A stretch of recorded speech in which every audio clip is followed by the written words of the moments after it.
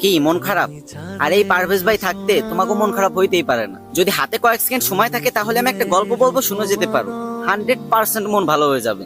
আর যদি না হয় তাহলে আনফলো করে দিও আমার, যাও। তো ঘটনাটা হয়েছে কি, ছেলে শ্বশুর বাড়ি যাবে, তো মাথা তার একটু ছিঁড়া মগা, তাই মা শিখাই দিচ্ছে, বাবা শ্বশুর বাড়ি যায় আগে শ্বশুর আব্বারে বলবি আব্বা কেমন আছেন, কারণ তোর শ্বশুর আব্বা অনেক অসুস্থ। উনি হয়তো তখন নিশ্চয়ই বলবে যে ভালো আছি, তখন তুই বলে উঠবি এটাই তো আমাদের কাম্য। তারপর তুই উনি কি ওষুধ খাই সেটা জানতে চাইবি, উনি নিশ্চয়ই যে ওষুধ খাই কিছু একটা কথা বলবেন, তখন তুই বলবি বাহ খুব ভালো ওষুধ, এই ওষুধ আপনি খেতে থাকেন, সুস্থ হয়ে যাবেন খুব তাড়াতাড়ি। তারপরে বলবি আব্বা কোন ডাক্তার দেখাচ্ছেন, সে নিশ্চয়ই একটা ডাক্তারের নাম বলবে, তখন তুই বলবি দারুণ ডাক্তার, আপনি দেখাতে থাকেন, খুব তাড়াতাড়ি সুস্থ হয়ে যাবেন। আর সবসময় হাসি খুশি থাকবি, কেমন?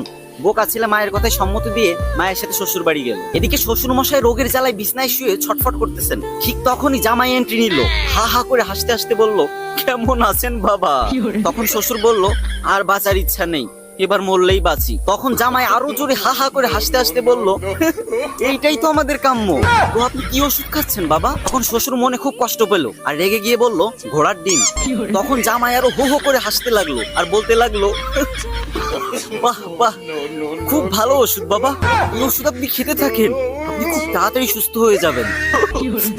তো আপনি কোন ডাক্তার দেখাচ্ছেন বাবা? শ্বশুর এবার আরো রেগে মেগে বলল আজরাইল। এটা শুনে জামাই হা হা হো হো হি হি করে আসতে লাগলো আর বলতে লাগলো খুব ভালো ডাক্তার, খুব নাম করা ডাক্তার, আপনি দেখাতে থাকেন, আশা করি খুব তাড়াতাড়ি সুস্থ হয়ে যাবেন।